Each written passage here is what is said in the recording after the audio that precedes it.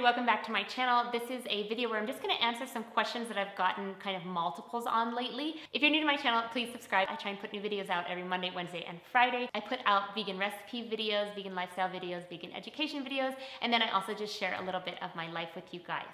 So let's get into your questions. The first question that I have is, what kind of toys is Eli playing with that are kind of eco-friendly? Let me first say I've had so many people, wonderful friends and family, give me tons of hand-me-downs and gifts. Even before Eli was born, people have just been so generous. It makes me so just thankful to all the people who've given into his life. It means the world to me. The majority of his toys, just because people know kind of what I'm about and know that I want to have more eco-friendly toys, are wood. Especially in his last birthday, he got a lot of wooden toys. And recently I asked you guys on Instagram what your favorite brand of wooden toys are for babies. And so I thank you if you answered that. And I'm just gonna share a couple here that he is really enjoying right now.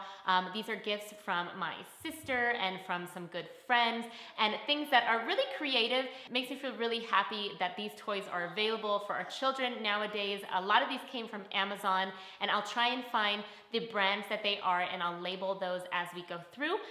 But just know that you can have a good search on Amazon and find most of these. I know another great place to look for wooden toys is on Etsy. I just really feel if you don't need to have plastic in some area of your life, there's other alternatives, and these wooden toys are a great way for him to be able to have things to play with, but that aren't just going to end up in our oceans and having our animals that live in the sea ingest them. This is one thing that you can do if you want to start using or consuming less plastic. Give your kids some toys that are wooden to play with. Along those same lines, the next question that I get often is, what is my favorite ethical brand of clothing? And I have to say, I rarely go shopping, and I really need to go shopping. So I have a lot that are on my wish list, but I don't actually have anything in my possession that I can share with you. But I will share with you some of my favorites and some of the ones that I'm really dreaming of purchasing from in the future.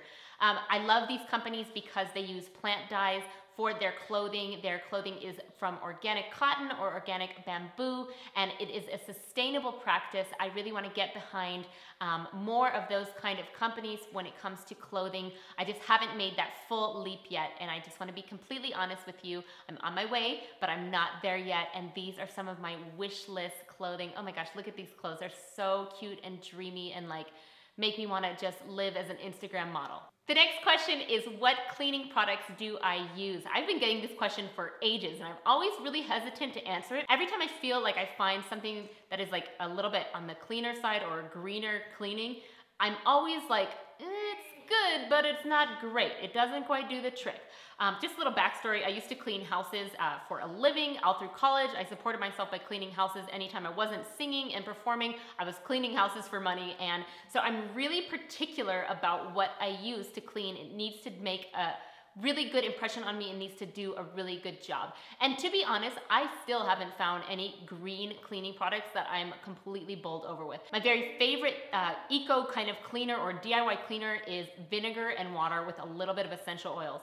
That is such a good cleaner for windows. It's just white vinegar and water, equal parts, and then I add in either some eucalyptus or some lemon essential oils, and it works wonderful on windows and mirrors. If you have just regular surfaces that you want to kind of have like an everyday cleanup, it's such a great cleanup. However, there's a little caveat to that. That cleaner, my very favorite cleaner to use on surfaces and for windows, when we came to the place that we're living now, we have quartz countertops and we have a lot of surfaces that it just does not work well with. And I've yet to find something supernatural, not supernatural, but super natural, that works really well on those surfaces. So I still use that for any kind of glass surface or mirror, and it's definitely my go-to for that. I've been using Method Cleaner, which is not the cleanest, has a little bit less junk than regular things, but again, it doesn't work extremely well. And then on occasion, I'm still using bleach for my toilet and my sink. And I know that's not the best, but I also know that some of these natural cleaners just do not work. I used the Ecos toilet bowl cleaner for a long time, and it was working fine at first, but then it's like it never got to that deepest layer of clean, and then this weird film was just on everything. So I don't recommend that one. And if you guys have any suggestions of a good natural cleaner for your sinks and your toilets and your bathtubs, please let me know. If you have any suggestion for quartz countertops that is natural, please let me know as well. Also, any stainless steel tips, things that I've tried to use have completely failed in this house. I don't know if there's like, because there's new things, it's like a strange chemical coating on things, but everything that I used to be my go-to for natural cleaning doesn't work. So any kind of eco dishwashing soap that you would just wash your plates and bowls with by hand, or just have there on the counter for washing any kind of utensils, that's what I use to clean the floor. I just use that with hot water. I use that with a rag, and I wipe, and then I just dry with a dry rag. So my floors are always extremely clean. Floors for me are a big deal to keep clean, and I love to just use that simple soap and water base. I feel like it gets everything off, really. And this is not for everybody, but I'm always on my hands and knees with some knee pads on, scrubbing the floor rather than using a mop, because I really feel like you can get in there and see what you're doing a lot better. But I also know that's totally not for everybody, and that's totally fine. But just using a little bit of dish soap and water is a great way to clean the floors. The next question is, are you going to raise Eli on a vegan diet? And the answer to that is yes. Flies. I have so many flies in the house right now. I have no idea why. Just too much fruit, probably. The answer to the question is yes. I will raise Eli vegan. I already am doing that. I believe it is truly the best way for us to live and have the most nutrition. I have a certificate in plant-based nutrition, so I have a lot of information to back this up. I personally believe it is the best diet for every human to be on, and of course, I believe it with conviction, and I'm going to raise my son that way as well. You know, as much as I have control over the situation, I will raise him vegan. If there's ever a point when he wants to try something else, I think that I will have at that point expressed to him why these are the choices that I've made for my life, but he is ultimately his own person, especially when he gets older, and if he wants to try to have something, then, you know, that is his choice. However, I think by the point where he might be wanting to try something like pizza out of peer pressure or something like that, I feel like he will have a stable base and understanding of why we eat this way. But absolutely, if he wants to try, he is more than welcome to. I will not force him to follow my ways. I think as parents, you know, all we can do is encourage and gently instruct why we do something the way we do it, but ultimately everybody is their own person, and when he's older, he will make the decision himself. However, I think being raised on such a great food and knowing why we eat this way is something that will not depart from him when he is older. The next question is, how do you balance working and raising a child and keeping a happy marriage? Can I ask you, how do you balance working and raising a child and keeping a happy marriage? Because it is really hard. It's really, really hard. And I feel like it's maybe something that is glazed over a lot, but this is way harder than anything I've ever dealt with. Trying to keep that balance of staying on top of my work, staying on top of being a present and great mom to Eli, and also being a great wife to Chris. It is hard, and I feel like I fail every single day. Me too. If I do one thing right, then the other two are down the drain, or I do two things right and one's down the drain. As you can see, I'm almost crying right now. It's really a situation that I find really difficult. I'm doing my best, and every day I just have to forgive myself, just let things go and try harder the next day. A lot of prayer is helpful, and just a lot of, I think with my marriage, Chris and I, even though we get in discussions and arguments and misunderstandings, we're both so busy, and I don't like to be busy, but I think the thing that is holding us together right now is that we both want it to work, and we're gonna do everything we possibly can to make that happen. And then as far as working, I'm squeezing in the most random hours that I can, getting as much work in a 40-minute block of time or a nap time as much as I can. It's very sporadic, and it's not detailed like how I used to always be.